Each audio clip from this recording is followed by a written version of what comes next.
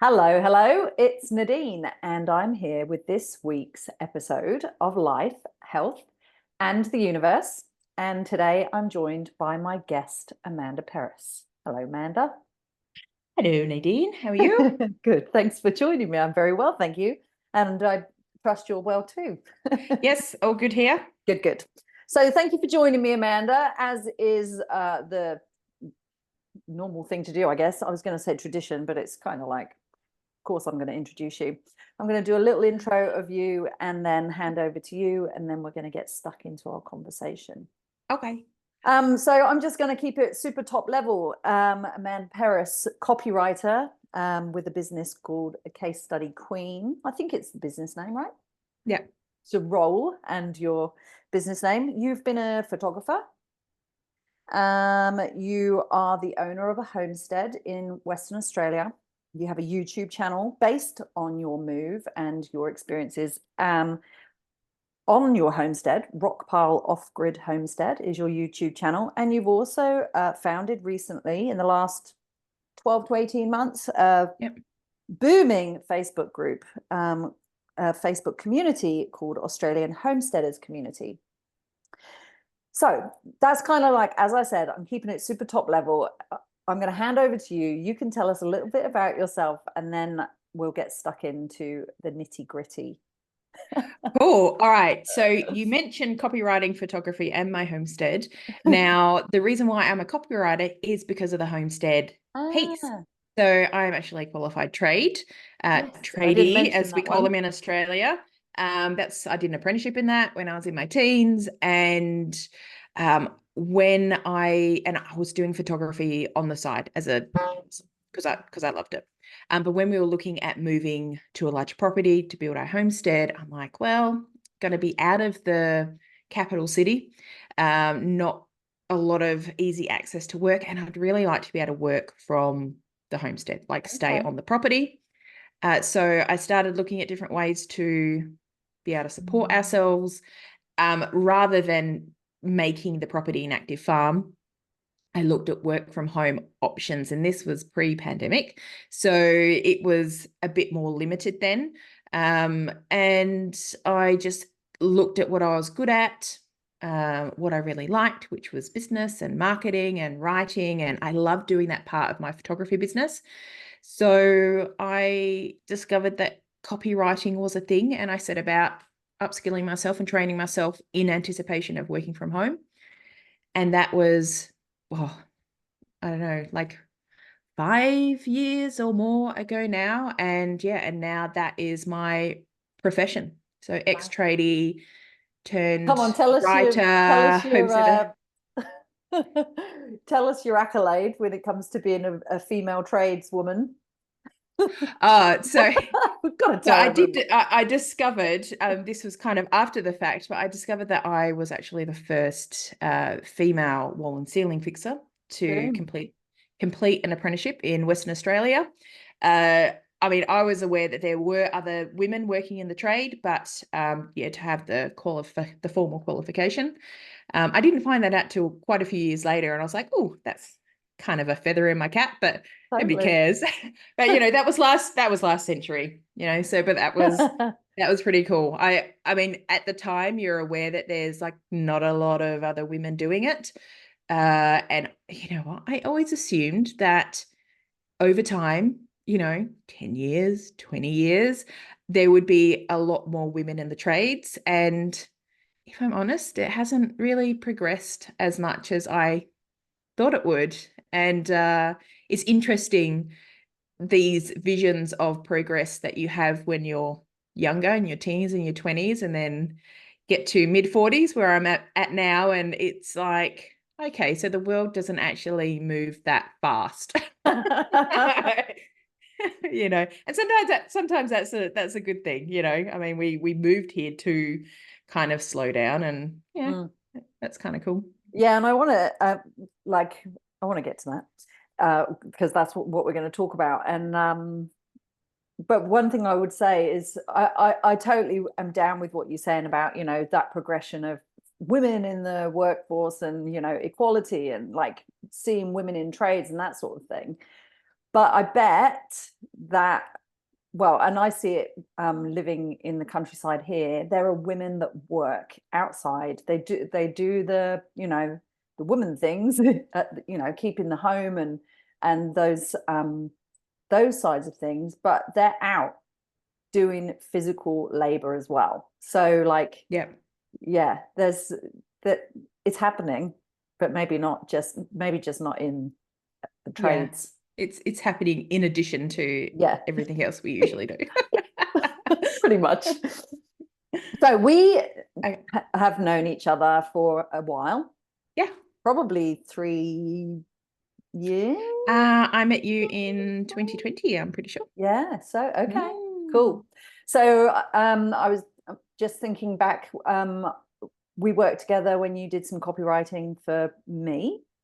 And then you and I worked together when I was coaching you in my membership.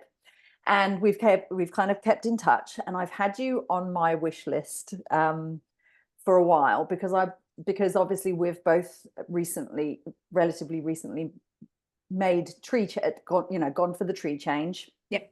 And I love to talk to people who have had these experiences, find out why, what was the calling and that sort of thing.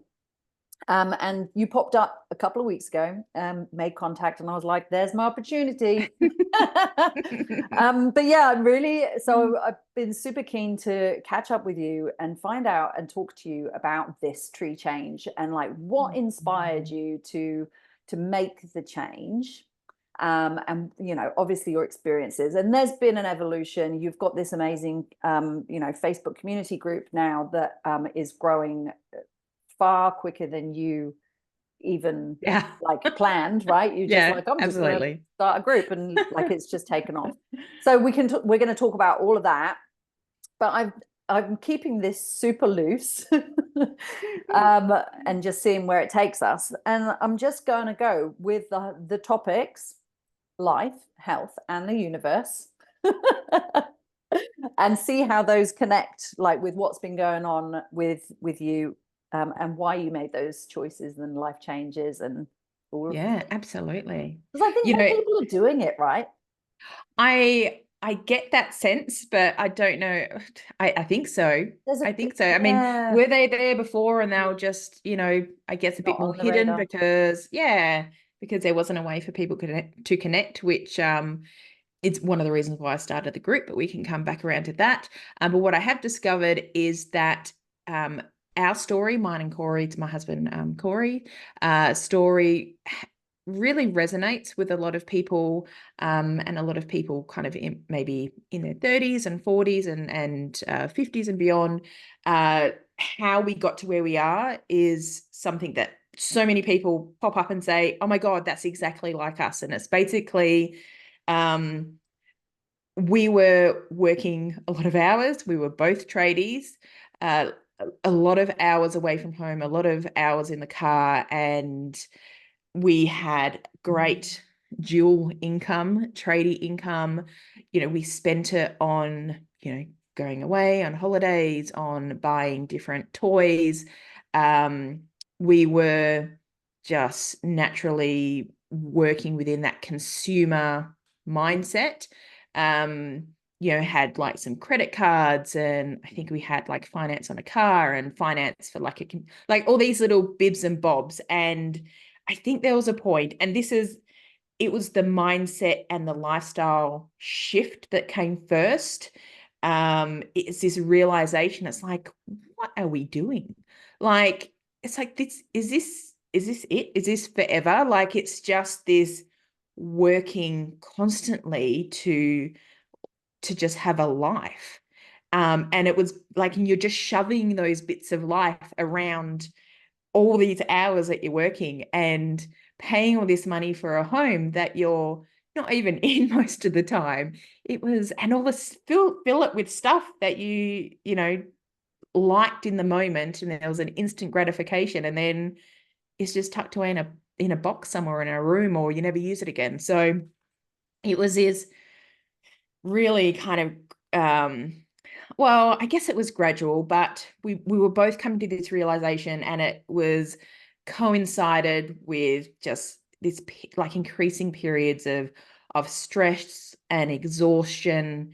We worked in trades, we were getting older, our bodies were kind of, you just, when you're in your 20s, you don't even think about it. You don't envision what it's like getting old. Injuries that we had when we were in our 20s start coming back to niggle, even fully healed, they start coming back to niggle at you in your mid to late 30s. And it's like, oh, this is, I don't know, we just got to this crux and we're like, something has to change. And and even though we're earning a big income, we felt like we were never really quite getting ahead. And I'm like, what is the solution to this? Like, is it working more and earning more money? Like, I've got no more capacity here. Like, neither of us have any more capacity here. And I just set about kind of researching, sounds silly, but like how to budget and how much of your money should you be spending on different things. And I found resources like the Barefoot Investor, that's an Australian resource, and there's lots of other ones like that.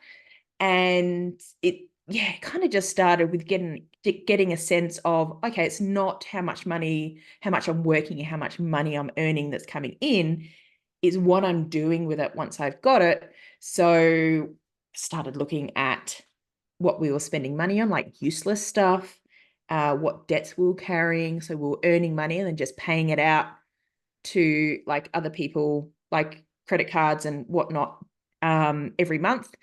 And we were always running behind. So yeah, that signaled a big shift in how we approached our finances and our life. I think that was the first big step. And we're like, oh my God, this changes the game. Like suddenly we were back in control. We weren't in this cycle of like working in consumerism, and it was like someone switched on a light, and it was life-changing.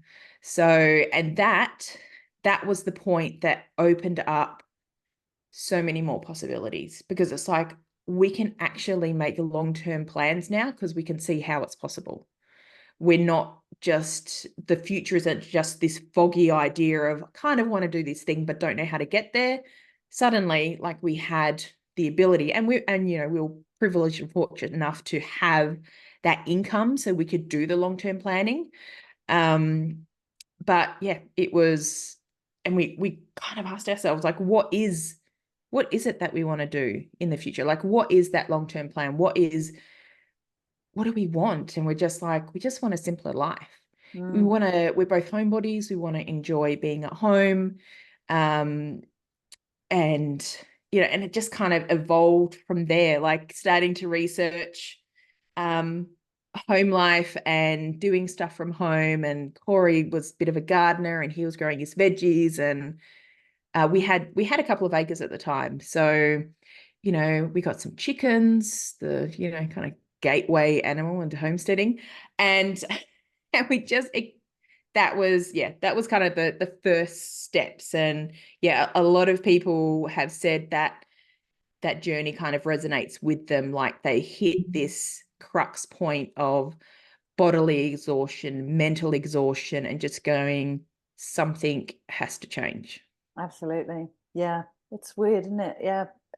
Because we were in the city, just very, kind of similar story, but we had two young kids and we had a mortgage, quite a big mortgage, and a business and two small kids, and we were playing tag team. So we were, as you said, we weren't spending very long at home because we were out working all the time. Gym was open from 6 a.m. till 9 p.m. every day. One of us was pretty much always there. And so it was like, Darren would go to work at 6 o'clock in the morning. He'd come home at 10. I'd go to work. He'd take the kids. So none of us ever spent any time together as a family. And it was like a gradual kind of like, surely there's got to be more. Yeah. And also we started to become more conscious of like the consumerism stuff, and also like just living in a toxic environment, and just the rush and like all of those health things, and I don't know, we kind of would visit countryside places. Did you do that, or was where you? Because did you live in Perth? We were on the outskirts of Perth though, So did so you we were go? already semi-rural. Yeah. Okay. Well, it's actually interesting you say that, because when we were going on our holidays, we would go on 4-wheel drive camping Yeah. holidays, and they got more and more remote. Like we set up like a solar system, and it was all kind of self-contained, so we could go more off the beaten track. And there were so many times when we were camping and we're like, Love we to could live live here. like this. Yeah. Yeah. Or like, this is beautiful. Like, imagine living in a place like this. Like, it was just those conversations that start, I guess, building up in your heart and your mind. And and the reliance on yourself and the preparation. And once you start questioning consumerism, what's the flip side of that? It's like, well, if I don't buy it, I have to either go without, or I have to supply it myself, make it myself. So that was the first steps into, what does self-sufficiency look like? What does sustainable living look like? No, I don't want to buy a $6 lettuce. I can grow it quite easily in my garden. And I'll tell you a funny story. The first time we grew lettuce, and I harvested it, popped it in the fridge, it was still fresh, crispy, ready, like good to use. 6 weeks later, I'm like, Wowzers. hang on, lettuce doesn't last that long. Like, I've never bought a A lettuce week, if you're that doesn't lucky. go slimy or gross within a week, right? Or Yeah. wilted or whatever. I'm like, wow. And that was kind of the moment where I started thinking about our food systems, and like the transport, and what impact that has in regards to not just the food, but on the environment, and like the carbon footprint and all that sort of stuff, as opposed to just walking out to my garden, snipping something off, and walking back into my kitchen. It was quite eye-opening. And then that can send you down the rabbit hole in regards to nutrition of our food, and all that stuff. So yeah, it's definitely this progressive snowball effect that is a growing awareness, I guess, a growing personal evolution and awareness. Yeah, it's really interesting, and like part of the reason I called this podcast "Life, Health, and the Universe" is because you start to see the interconnectedness of all of those things, right? When you're Right. more conscious of your lifestyle, and you start to realize your impact on the environment, I don't know, there's just so many different things that you go, oh, that ding, like there's Yeah. like aha moments all over the place. So you started out pretty small, right? Couple acres. Were you renting then, or did you own the No, we owned that. That was the first Okay. property we bought when we kind of got together and Yep. started. Corey always wanted property. I was a more like urban gal, and I'm like, oh, you know what? It's still close enough to the city, and it can be like my country estate. And had these visions of English gardens and everything like that. But then Manicured you lawns. get into an Australian country area, and you're like, oh, okay, so that won't work, or at least here in WA. But yeah, I ended up loving being on the land, the peace and the freedom and the space, and how much more connected you are to the environment and the weather and the sky and everything. So yeah, so started small. It was a 5-acre property, and we had a big house, and it was just me, Corey, and Corey's son Seth. And then once kind of Seth grew up and went out and did his own thing, we're like, we're in this massive house, just us two. We don't even use half of it. We just have the back end closed up all the time. We're like, this is ridiculous. And that kind of coincided at the same time. We're like, oh, what if we had like a bigger property and a smaller house, because we don't need that much room. But we would love some larger livestock animals. We had kind of babysitted some cows for a few months, and we loved having cows on our property, but multiple cows on a 5-acre property, it won't last long. So we were kind of looking for maybe like 20 to 40 acres, and we're like, okay, so how far, like if we had to drive back into Perth for work, how far would we be willing to drive to have the lifestyle we want. We're like, okay, so let's say within an hour from like the outskirts of Perth, and we literally got a map, drew a big like circle around this point, and just went, okay, let's start looking at properties and seeing what's available. And again, this was only an option because we had spent like a few years paying down and getting rid of all our debt. The only thing we had left was a mortgage. And that in itself was incredibly freeing. So I don't know, it's hard to explain to people that still have the weight of all these niggly little debts. Once they're gone, it is, yeah, it's they say it's like a weight lifted, and that's literally how it feels. Yeah. Yeah. And then we just started looking at different properties, and this one that kept on coming up, but it was 100 acres. And I'm like, we don't want 100 acres. That's ridiculous. And that was all pasture, was it? Or do you have some like bush as well? It was a combination, and it'd been on the market for ages. It was not too far from York, which is a lovely tourist town here in WA. So, and you know, it was near highways. I'm like, oh, maybe let's go have a look. Let's just have a look at what 100 look like. I mean, it's going to be ridiculously too big, but let's just have a look. So it was this glorious winter's day, as we get here in WA.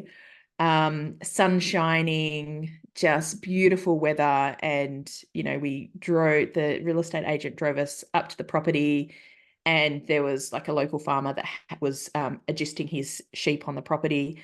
And it was lambing season. So there was like sheep bounding around with, you know, all their little lambs. And it was like green, like bits of pasture. And there was like hilly bits with large granite outcrops, and there was like bush sections, and I'm just like, and there was like a creek running through it, and I'm just like, oh no. This is it. And I could see, I looked over and looked at Corey. He wasn't looking at me. I was just looking at his face, and I'm like, oh, we're done. We're done. And the first thing the real estate agent did was like he drove us right up to the top of the hill, because we've got this very high point on our property, and it was just these spectacular views. And yeah, I knew that we were done. I'm like, this isn't Where funny. we're gonna live. Oh yeah. So Was yeah, there so that's a home on the property? a completely vacant block. Oh my God. And the funny thing is, because we owner built our first house, and I said to Corey, I said, we're never doing that again. Oh, you built the first one. Yeah. Yeah. So I'm like, Oh we are my never owner building God. again. That was such a stressful experience. And admittedly, it was a large house.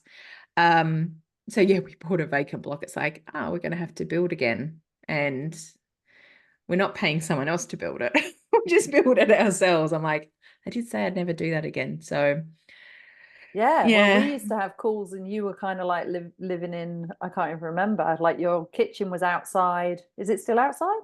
Or No. no? No. So we were You were basically in like one room, weren't you? yeah, we were living in a donga. So 2 adults, 3 A donga? dogs, 2 cats.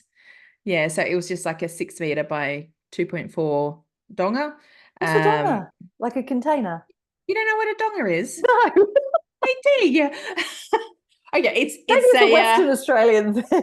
I'm sure it's not a WA thing.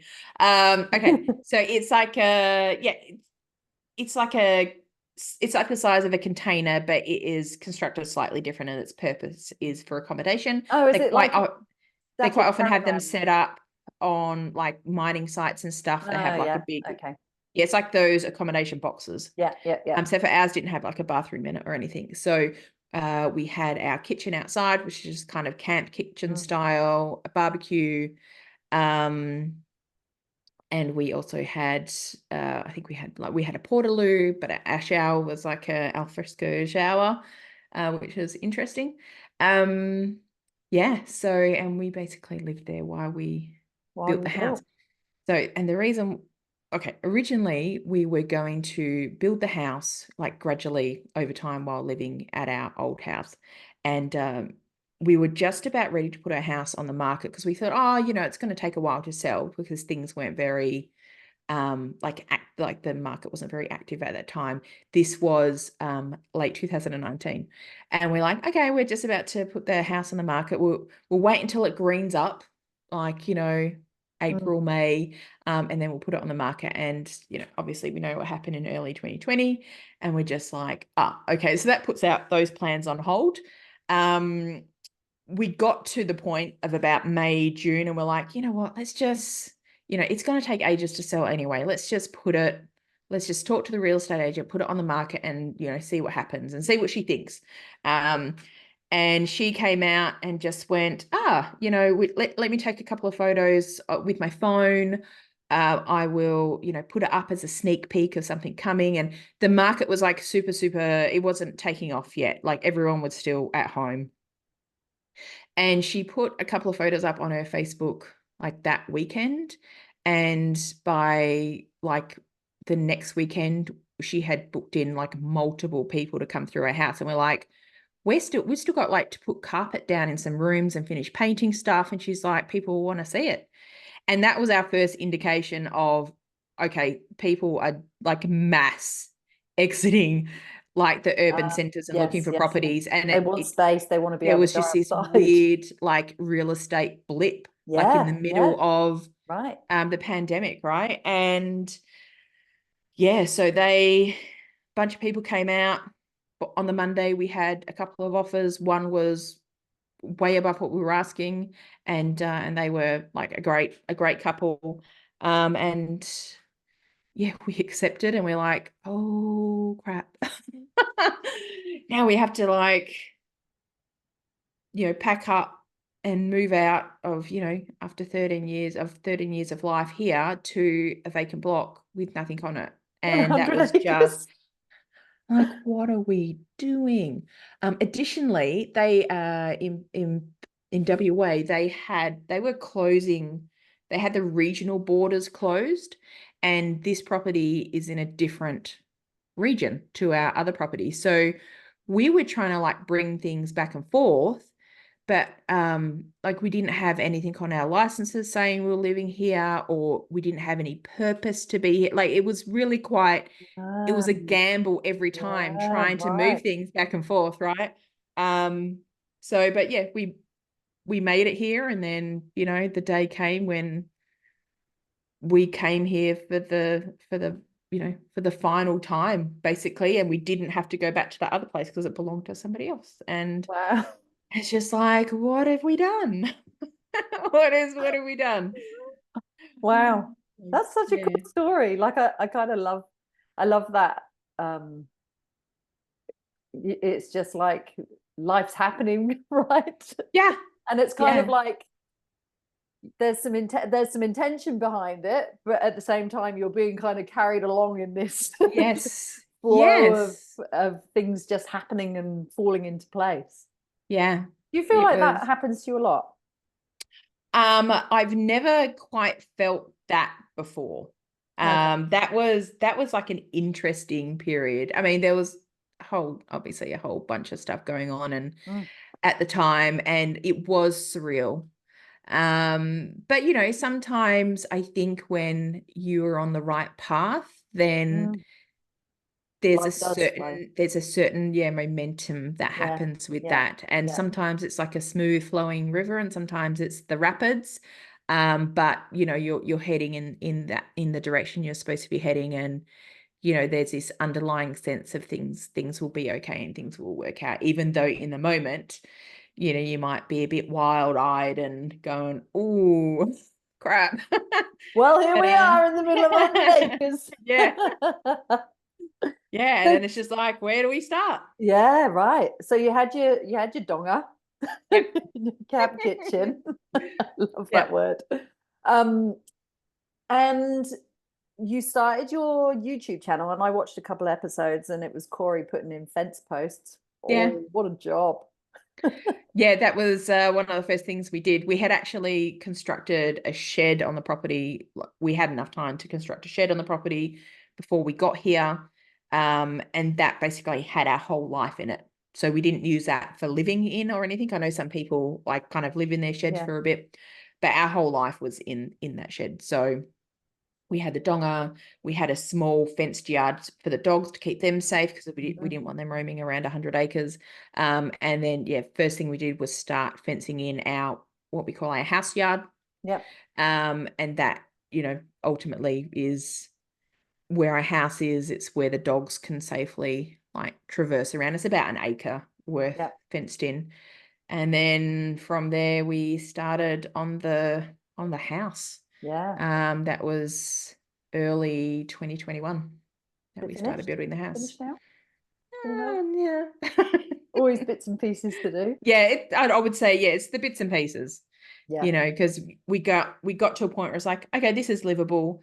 Let's start working on, other stuff, like setting up other infrastructure, like setting up, like building a chicken coop and shade house for the veggie patch and fencing for like larger animals. And yeah, and then suddenly it's 2024 and it's like, whoa, okay, we've got like this homestead. I'm like looking at chickens walking past my window just now, and they're off doing their chicken things, having chicken babies and Oh. giving me eggs. And, we've got pigs and we're planning to get a milk cow this year, which I'm so excited about.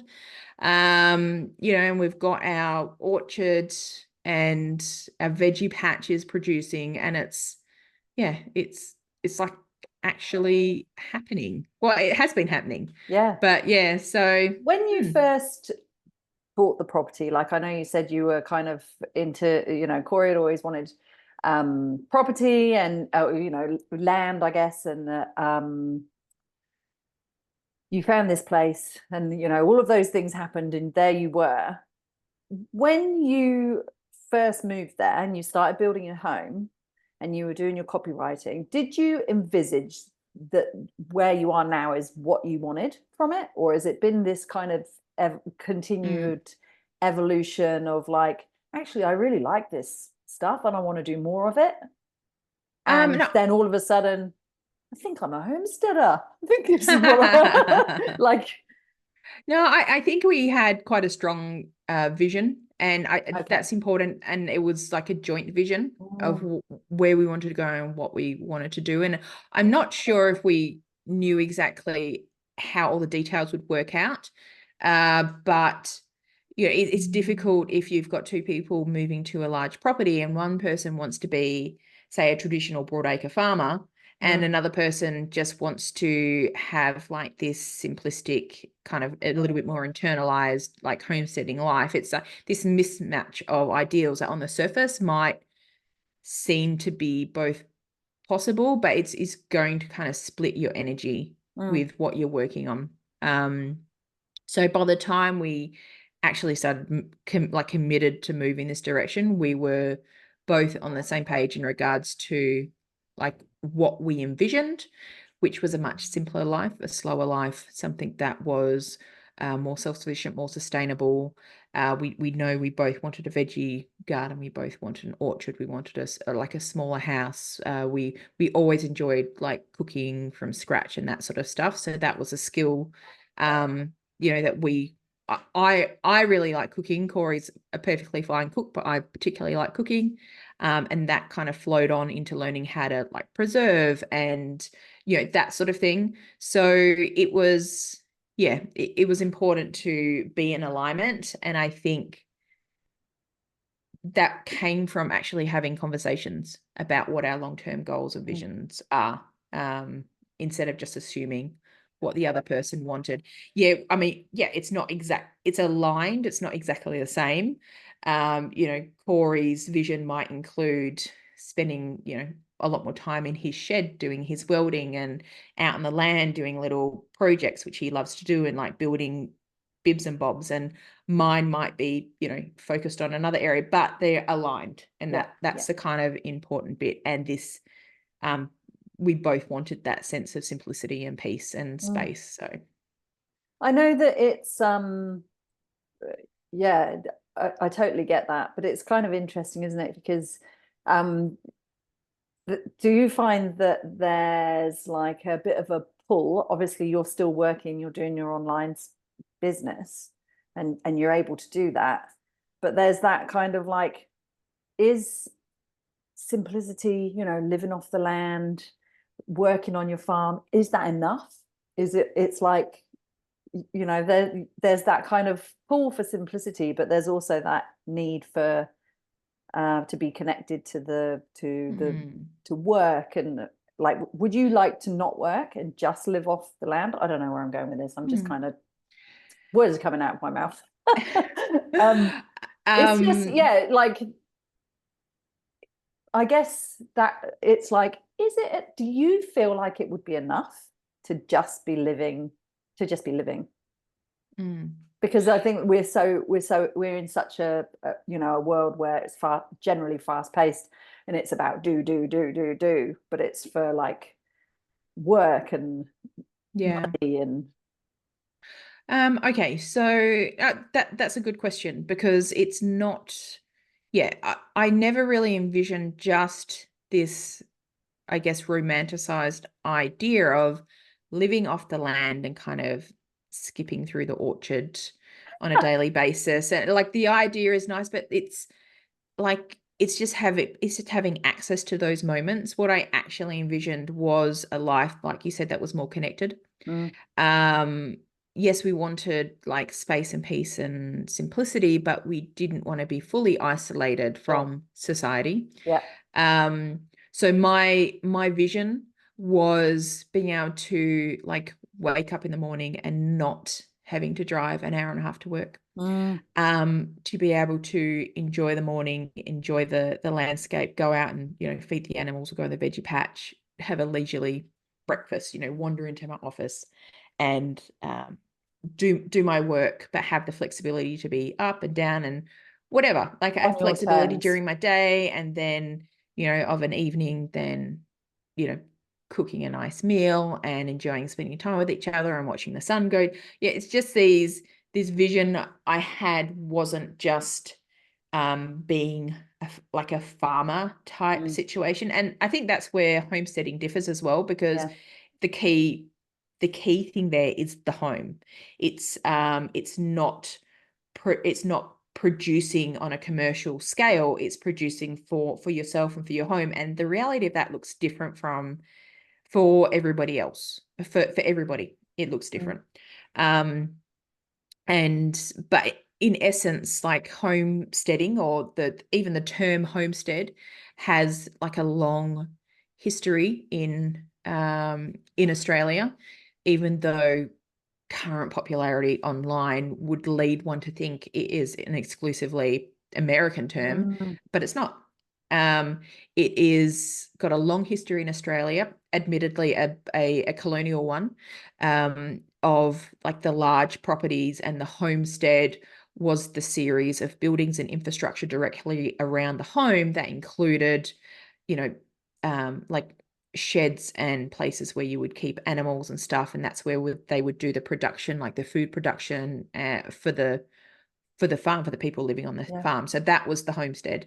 And I feel like how we apply it today is how Corey and I are intending to apply it today is much the same thing. It's starting from the heart of the home, working on like producing a lifestyle for us, instead of, buying. We don't we don't supply 100% of our needs.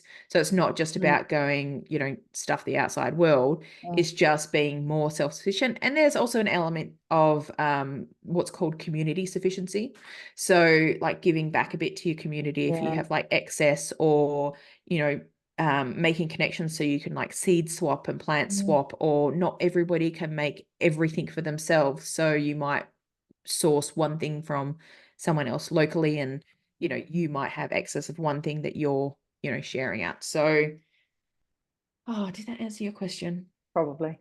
Yeah. So so yeah. It was kind of a weird roundabout, complicated question, but you got the hang of it. You deciphered it.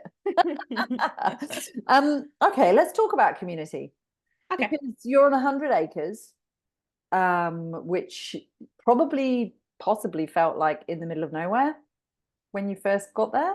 Yeah, Do sometimes you it have feels neighbors? like that. Do you? Yeah, I can't see any of them. We No, can't. no. They're there though. Yeah. We've got a farmer's property next to us, which is like quite a few hundred acres, Mm, and then we've got a number of other neighbors around our fence line who are also own 100 acres. yeah.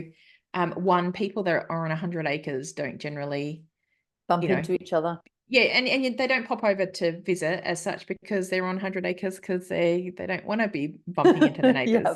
right? So, but yeah, we know, we know a couple of them quite well. So, Yeah. but yeah, we don't see them. We can't see them from here. Yeah. Yeah.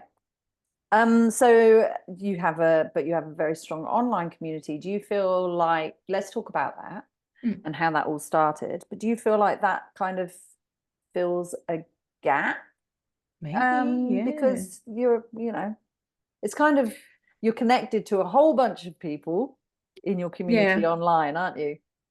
But you have Yeah, a space of like, so okay, so how that came about was in our early days, we were very inspired by homesteading YouTube channels and different channels that dealt with things like permaculture and all these different ways, more sustainable ways of living and stewarding our land and mm, that sort of thing. That inspired us, and we kind of said, well, maybe when we do ours, we will also create videos for YouTube so we can inspire others the way we were mm, inspired. And that's what we did. We started making videos, but it just felt like nobody was watching. Like we had a very small following, which was fine. And it just got to a point where like, oh, well, just nobody's watching anyway. So we just mm, paused it. And then we came back and there was like a lot more people online. It was hard to find Australian homesteading content with searches. It was just really, really difficult to find other channels. And we just thought, oh, maybe like there's not many other people out there doing this. mm, Not that we thought we were special. We just thought, oh, maybe it's just a bit too odd. And, to be honest, there's a lot of people out there doing this, but they don't call it homesteading. They just call it living, mm, right? They're out on property. They have to be self-sufficient. They have to do stuff themselves. So it's kind of a little bit of a normal way for a lot of people in rural and remote Australia to live anyway, like without naming it homesteading. mm.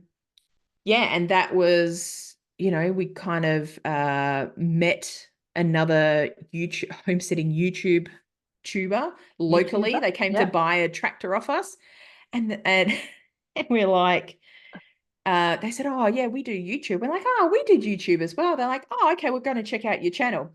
And then a couple of days later, she messaged me. She goes, you know what? I thought your channel was going to be really crap. She's like, but I watched it. You guys are awesome. Why did Your you stop making videos were so videos? good. Yeah. Yeah. They're so. And I'm just like, oh, I don't know. We just kind of got out of the habit of it. We didn't think anybody was watching. So, yeah, so that's my friend locally. That's Honeybee Farmstead. And she kind of guilted us into starting again. And yeah, and we started again. And there was just this kind of upswell of people that had also started channels, Australian people that had started channels in the meantime. But we were connecting very slowly on YouTube. YouTube Mm, isn't great for connection, well, for interaction and mm, discussion. And that was the point where I'm like, oh, I just want to like chat with all these other people that are doing similar things to us, but you're limited by just commenting on a video and then replying to that comment. And which is when I went, well, there's like Facebook groups where people can just, have discussions.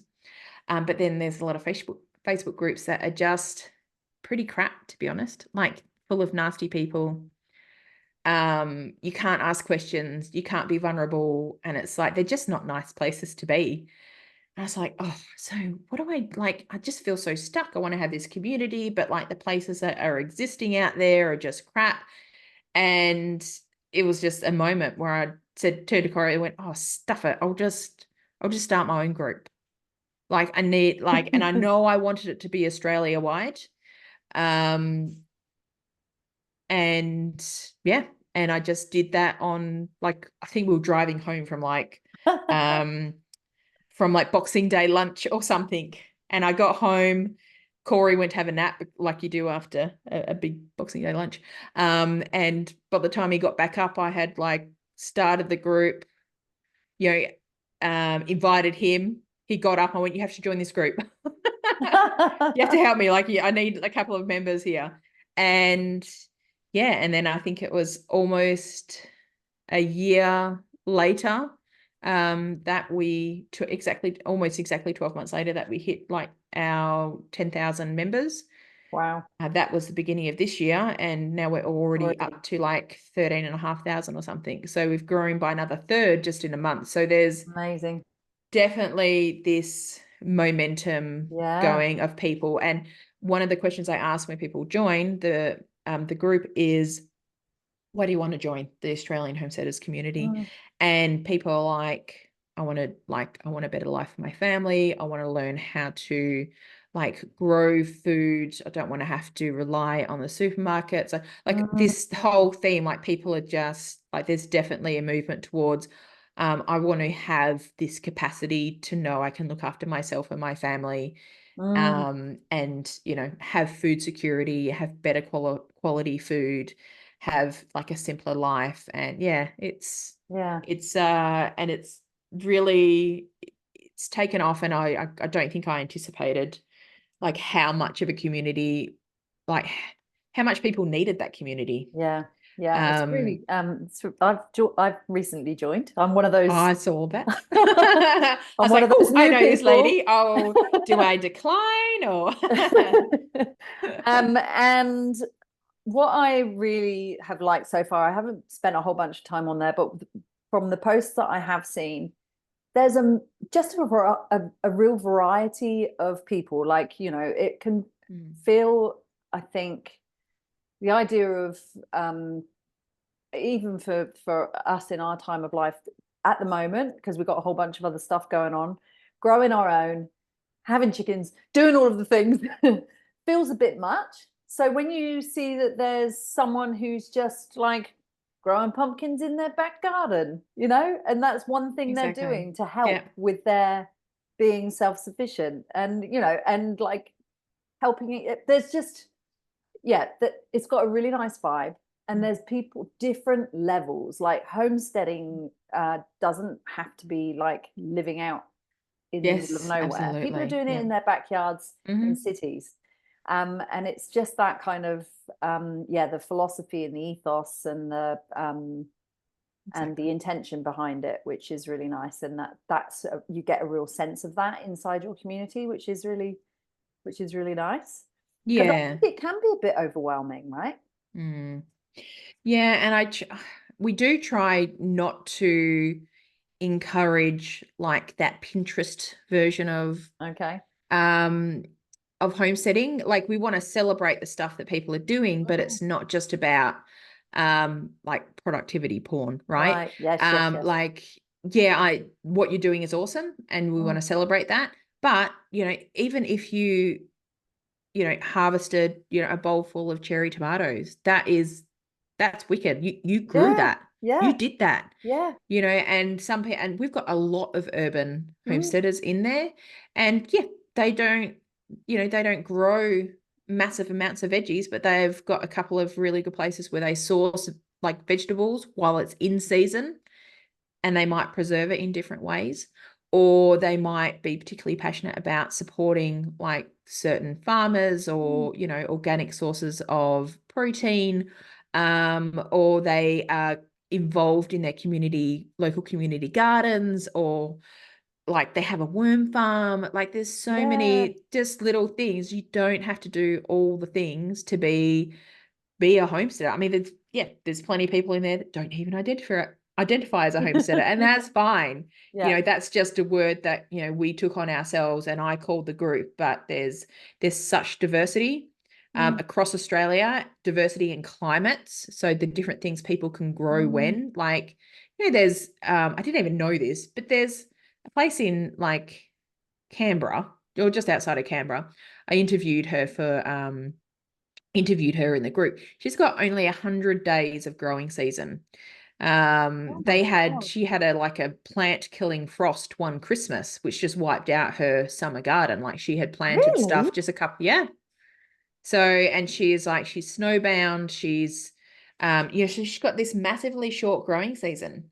And then you have your people in tropical climates that have got a completely different Mm. growing season than I'm in an arid environment, as opposed to other people that have these, perfectly warm, temperate environments.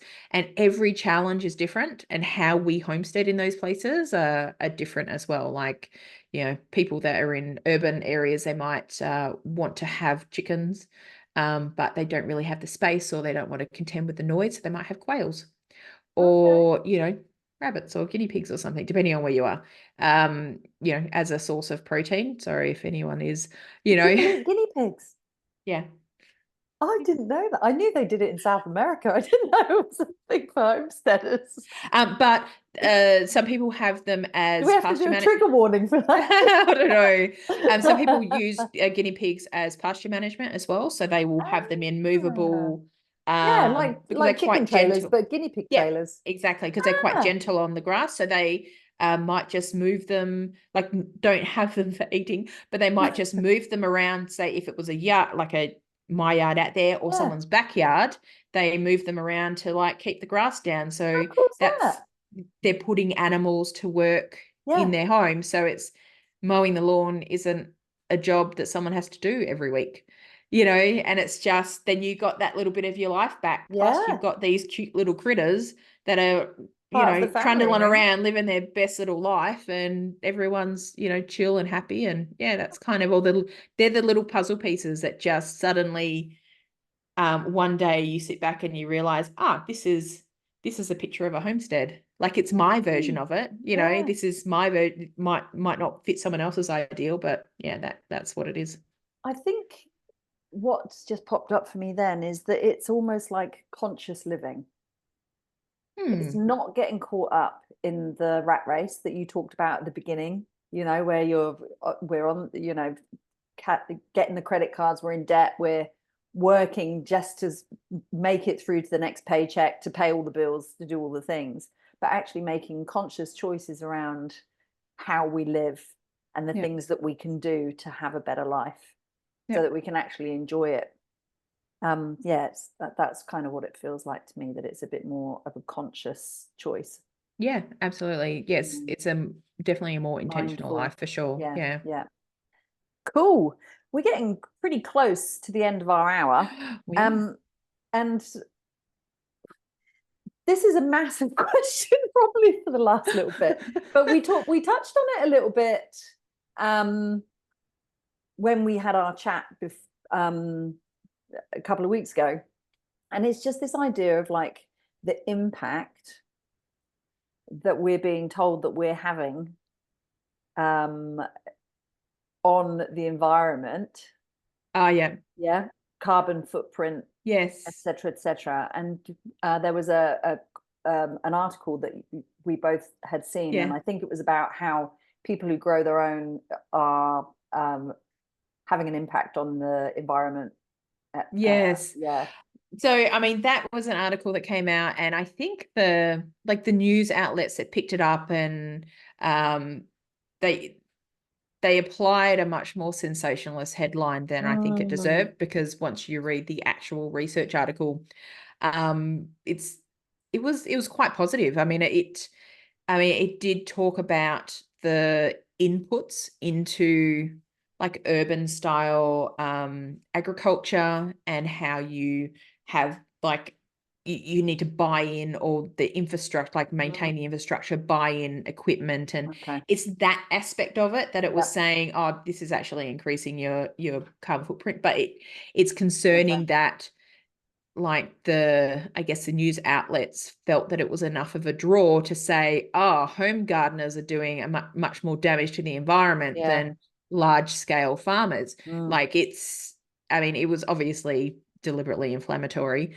but it does, yeah, I guess it's concerning in the way of is this like a narrative that they're trying to Discourage. plant? Discourage people from trying to do stuff themselves, you know. Yeah, right. I mean, I Okay. don't think, you know, the average person growing their own veggies is going to put Woolies or Coles out of business. But I don't know, like at what, there must be some certain Well, it sounds scale like your that it Facebook might. group, they like, there's kind of a revolution going on with it. Yeah, maybe. Maybe I'll be like single-handedly responsible for taking down Coles. Woolies vegetables. Hope they never listen to Um, this. you have to change your name. Yeah, I think yeah, that's an interesting topic, isn't it? And it's just like farming in general, and how we're being, I'm going to say, led to believe that it's bad for the Mm. environment. Um, Yeah, it's like these two diametrically opposite ideas, right? We've got these massive food systems mm, that are very reliant on people needing to purchase food, mm, because they're supporting like big money making businesses like through transport and large farms, and the farmers, you know, may well be getting completely screwed, and the only way they can make a profit is by going bigger and bigger and bigger, and mm, like getting the profit through the volume. You know, and you end up with these like monocultures, and you know, and then on the opposite side you've got people growing like a small diverse garden, and it's I don't know, yeah, I'd hate to get this sense that, you know, there's this narrative emerging that these two things can't exist, or they feel mm, that the smaller producer or the home producer is actually a threat in mm, some capacity to that bigger system. I mean, yeah, maybe. I mean, if people are already of a mind that, you know, they think that growing your own food is a bit ridiculous, and believe me, like some people, they're just like, why would you grow tomatoes when you can just go buy tomatoes? And it's like, that's completely not the point. You know, because, and you know what, previously that might have even been like a halfway decent argument. Like you just had this assumption that there would always be food on the shelves. But like in 2020, I'm sure I'm not the only person that walked into a supermarket going, I have never in my life seen supermarket shelves bare. empty. Yeah, And it's like, okay, so this is a point of vulnerability.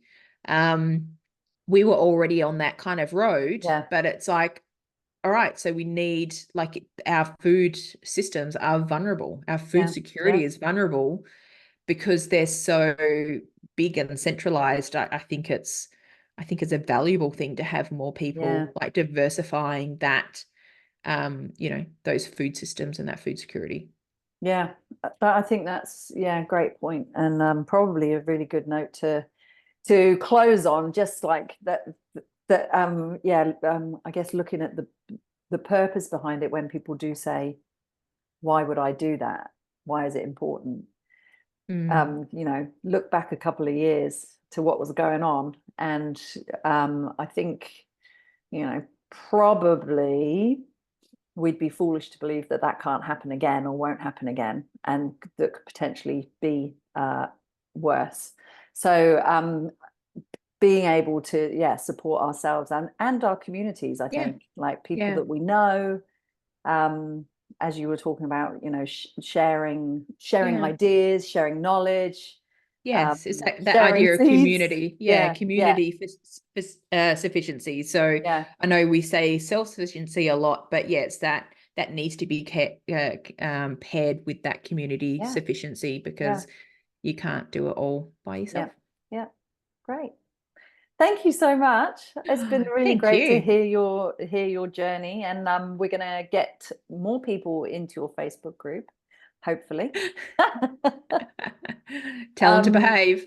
Yeah, yeah, we don't take naughty people. Yeah, I've really enjoyed our conversation. It's really That great to was hear wonderful. like Thank you. the whole background story of how you got to where you are, and the great work that you're doing in your community and on the planet.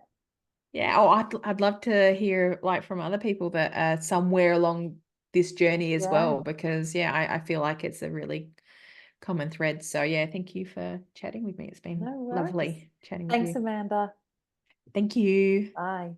Bye.